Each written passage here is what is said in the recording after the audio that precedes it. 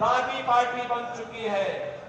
ये भ्रष्टाचार के खिलाफ खड़ी हुई थी, लेकिन इसके 1 दर्जन नेता भ्रष्टाचार के मामले में जेल के अंदर सड़ रहे हैं या फिर बेल पे बार छूट करके जनता के सामने अपनी साफ गोई की सफाई देने के लिए मजबूर हुए हैं। बहनों भाइयों, ये लोग बोलते क्या थे, आज इन्होंने पंजाब के हाल क्या कर दिए हैं। आज पंजाब में ड्रग माफिया, भू mafia, sand mafia, garden mafia, ये सभी आज पंजाब में हावी हो गए हैं।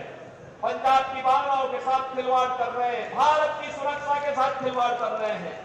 जिस पंजाब में देश की सुरक्षा का ढाल बना था, जो पंजाब, जिस पंजाब का युवा देश की सुरक्षा में अपनी जवानी लगाता था, आज सुरक्षा के बाद जब आता था तो अपना पसीना बहा करके भारत के अंदर हरित क्रांति के सपने को साकार करता था।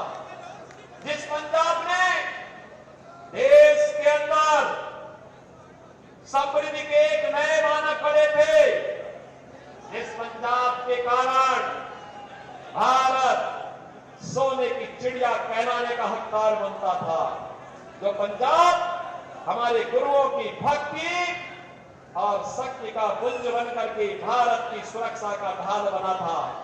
बहनों और भाइयों, आज यहाँ के युवाओं के साथ उनकी स्थिति को देख करके मुझे कभी कभी तरस आती है और साथ साथ मेरा हृदय दिल से रोता है। इस बात के लिए रोता है, ये युवा जिसने देश की सुरक्षा के लिए अपनी जीवन लगाना चाहिए था, आज ड्रग माफिया की चपेट में।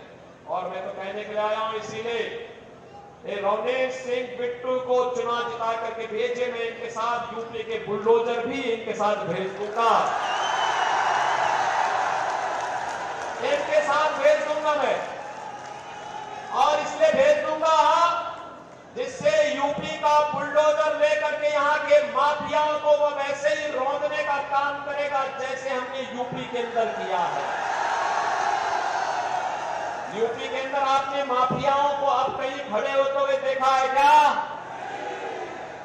जो माफिया पहले 17 के पहले यूपी में अराजकता फैलाते थे, दंगा करते थे, पैरेलल गवर्नमेंट चलाते थे, और जिन माफियाओं के कारण वहां के किसी भी संवैधानिक पद पर बैठे हुए व्यक्ति का प्रोटोकॉल समाप्त हो जाता था, आज वही माफिया वहां मिट्टी में मिल गए हैं, मिट्टी में।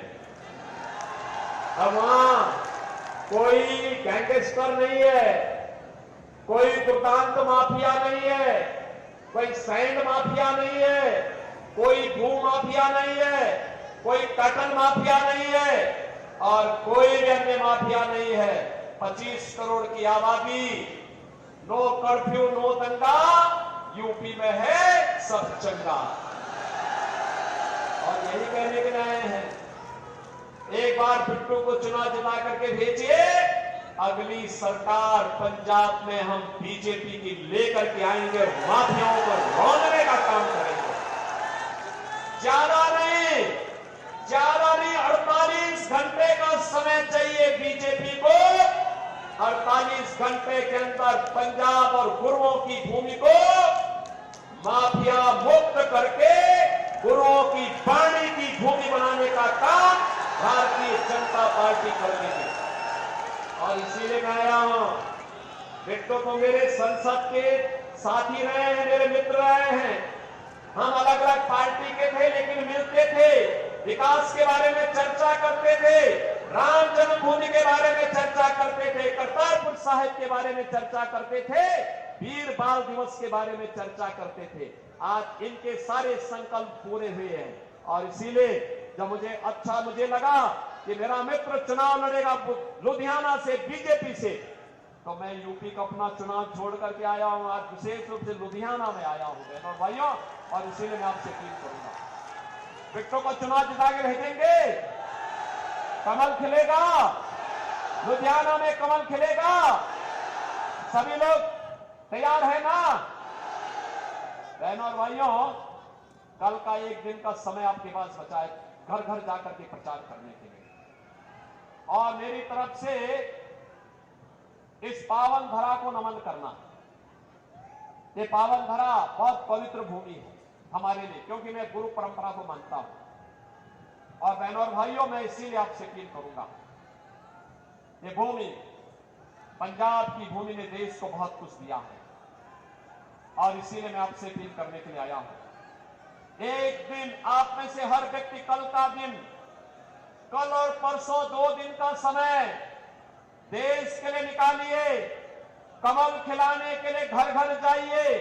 आप में से हर व्यक्ति 25-25 घरों से कल एक दिन में संपर्क करिए, और परसों उन 25 घरों का वोट मतदान केंद्र पे ले जा करके पोलिंग करवा दीजिए। करवाएंगे?